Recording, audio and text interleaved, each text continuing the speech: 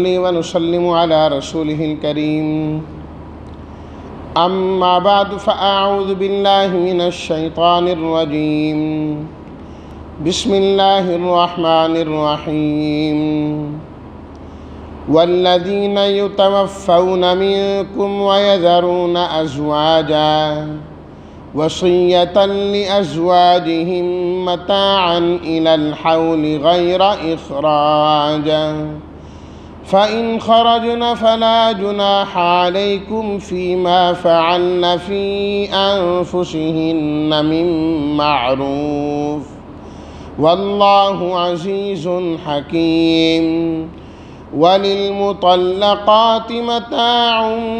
بالمعروف حقا على المتقين كذلك يبين الله لكم آياته لعلكم تعقلون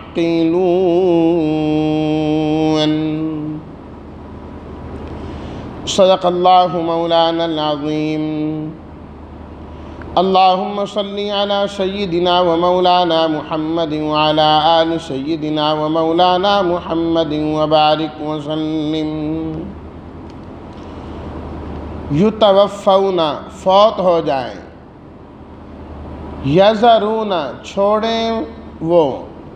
ازواجن جوڑوں کو، بیویوں کو، متاعن نفع حاصل کرنا ہے،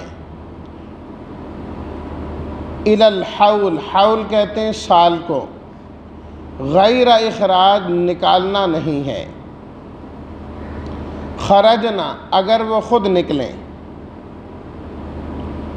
فعلنا جو کریں وہ فی انفسہن اپنے نفسوں کے متعلق،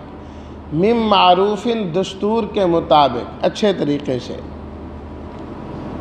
مطلقات طلاق یافتہ طلاق شدہ، ترجمہ والذین یتوفون منکم اور وہ لوگ جو تم میں سے فوت ہو جائیں اور چھوڑ جائیں بیویوں کو، وصیت کر جائیں وہ اپنی بیویوں کے لیے کہ ان پر خرچ کیا جائے، 1 سال تک نکالا نہ جائے، فَإِنْ خَرَجْنَ فَلَا جُنَاحَ عَلَيْكُمْ اگر وہ خود نکل جائیں تو تمہارے لیے کوئی گناہ نہیں ہے اس میں جو وہ اپنے بارے میں کر رہی ہیں دستور کے مطابق، واللہ عزیز حکیم اور اللہ غالب حکمت والے ہیں۔ اور جن کو طلاق دی جائیں وہ بھی ان کے لیے ہے نفع حاصل کرنا دستور کے مطابق، لازم ہے یہ چیز تقوی والوں پر۔ اسی طرح اللہ تعالیٰ بیان کرتے ہیں تمہارے لیے اپنے احکام کو تاکہ تم سمجھو۔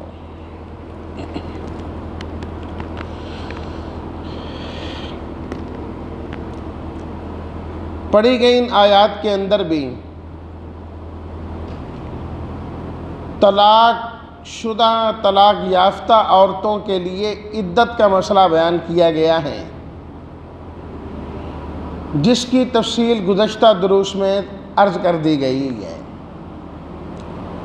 زمانہ اسلام سے قبل جب عورتوں کے لیے کوئی وراثت نہیں ہوا کرتی تھی، خاوند سے ان کو کچھ ملا نہیں کرتا تھا، محروم کر دیا جاتا تھا انہیں، مرنے والا جس کے متعلق وصیت کر کے جاتا کہ میرا مال ان کو دے دینا، انہی کو ہی مال ملا کرتا تھا۔ اس لیے اس وقت وصیت کرنا فرض تھی اور لازم تھی کہ مرنے والا اپنے مال کی خود تعیین کر کے جائے کہ کس کس میں تقسیم کرنا ہے، میرے مال کا وارث کون بنے گا، مستحق کون بنے گا۔ تو اسی زمانے میں یہ حکم بھی تھا کہ تم اپنی بیویوں کے لیے یہ وصیت کر کے جاؤ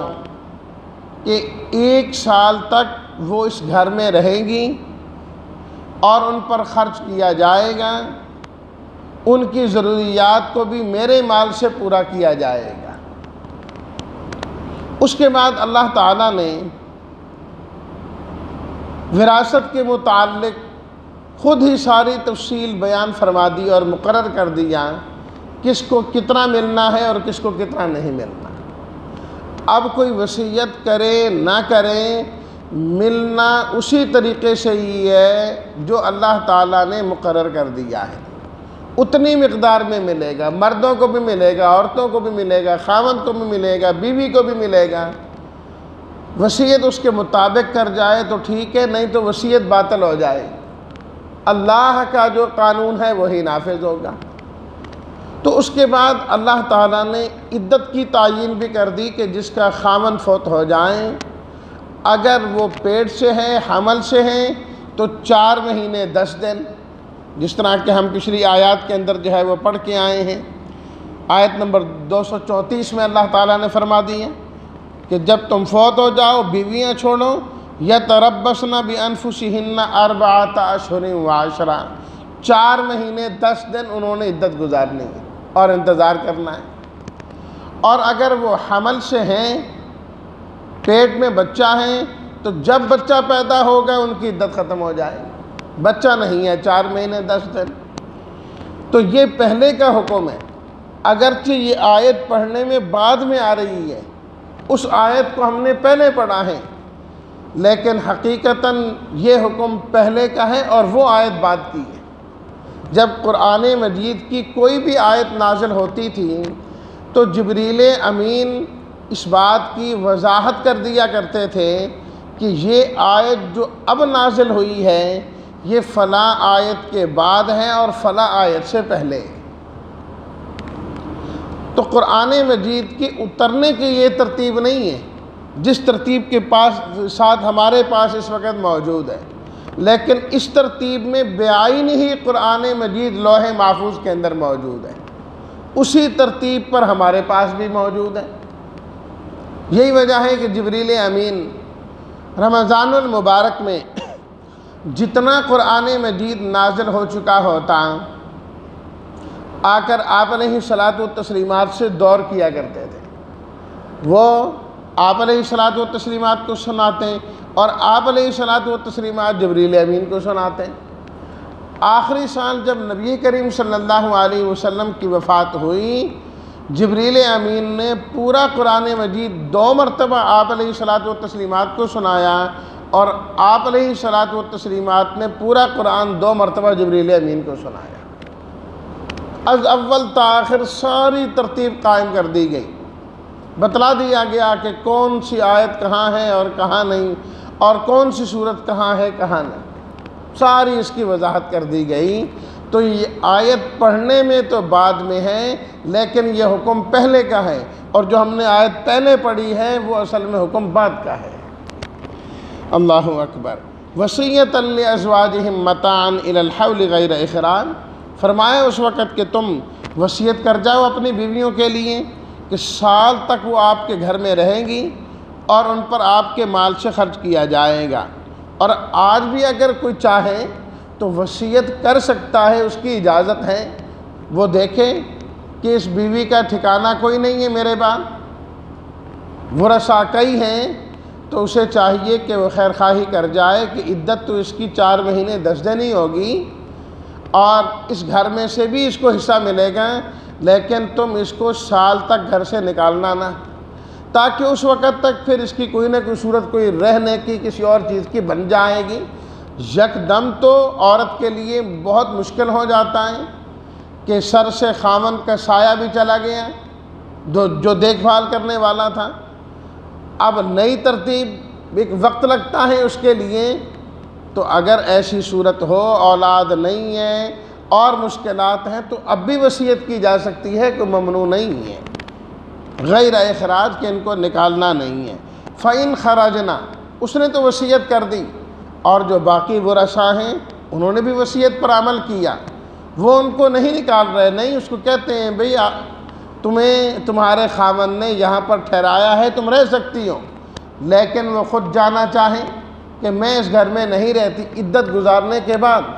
4 مہینے 10 دن تو عدت اس نے گزارنی ہی گزارنی ہے،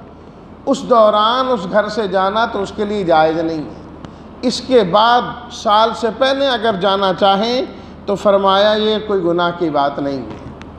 فَلَا جُنَاحَ عَلَيْكُمْ فِي مَا فَعَلْنَ فِي أَنفُسِهِنَّ مِن مَّعْرُوفٍ، بشرطے کہ جو وہ اقدام کر رہی ہو اس کا وہ اقدام قانون شرعی کے مطابق ہونا چاہیے۔ اگر وہ پہلے جا کر نعوذ باللہ کوئی غلط اقدام کرنے لگی ہے یا عدت کے دوران ہی وہ نکاح کرنے لگی ہے، فرمایا یہ دستور کے خلاف ہے۔ اب تمہاری ذمہ داری ہے کہ درمیان میں رکاوٹ بنو تم، کہ یہ کیا کرنے لگی ہو تم، ابھی تو تمہاری عدت نہیں پوری ہوئی، عدت گزرنے سے پہلے کس طرح نکاح کرنے لگی ہو، تو اب روکا جا سکتا ہے اور سمجھایا جا سکتا ہے۔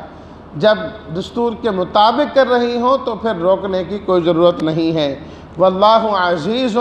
فرمایا اے لوگوں جس طرح اللہ تعالیٰ نے تمہیں ان عورتوں کا حکمران بنایا ہے، سردار اور سربراہ بنایا ہے، یہ تمہارے ماتحت ہیں، یاد رکھو کبھی زیادتی نہ کرنا، اللہ تمہارے اوپر بھی غالب ہے۔ عزیز، تم مغلوب ہو وہ غالب ہے، حکیم، اور اللہ تعالیٰ انتہائی حکیم ہے، اس کے ایک ایک حکم میں اتنی حکمتیں ہیں کہ مخلوق اس کی حکمتوں کا احاطہ کر ہی نہیں سکتی،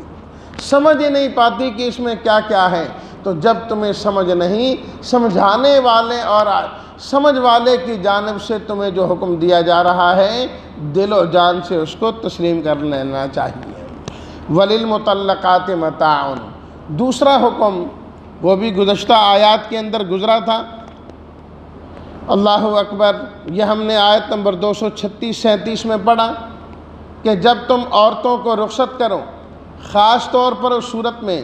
تم نے عورت کو طلاق دی جب خاوند اور بیوی آپس میں ملے نہیں تھے، مہر بھی مقرر نہیں تھا، تو فرمایا جب خاوند بیوی کو رخصت کرے تو اسے چاہیے متعوہن، اس پر کچھ نہ کچھ خرچ کرے، کچھ دے کر اسے رخصت کرے۔ علی الموسع قدرہ وعلی المقتر قدرہ، اپنی طاقت اور وسعت کے مطابق کچھ نہ کچھ دے کر اسے رخصت کرے۔ اب اس آیت میں فرمایا جا رہا ہے کہ وہ عورتیں جن کو طلاق ہو جائے تمہارے ساتھ رہی ہیں، مہر بھی انہوں نے اپنا لے لیا ہے اور باقی معاملات بھی ٹھیک ہیں، پھر نوبت جا پہنچی طلاق تک، تو ایسی صورت میں بھی جب تم ان عورتوں کو رخصت کرو تو خالی ہاتھ رخصت پھر بھی نہ کیا کرو، چاہے وہ اپنا مہر لے چکی ہیں پھر بھی کچھ نہ کچھ دے کر ان کو گھر سے رخصت کیا کرو۔ متاع بالمعروف، دستور کے مطابق کچھ نہ کچھ خرچ ان پر بھی کر دیا کرو۔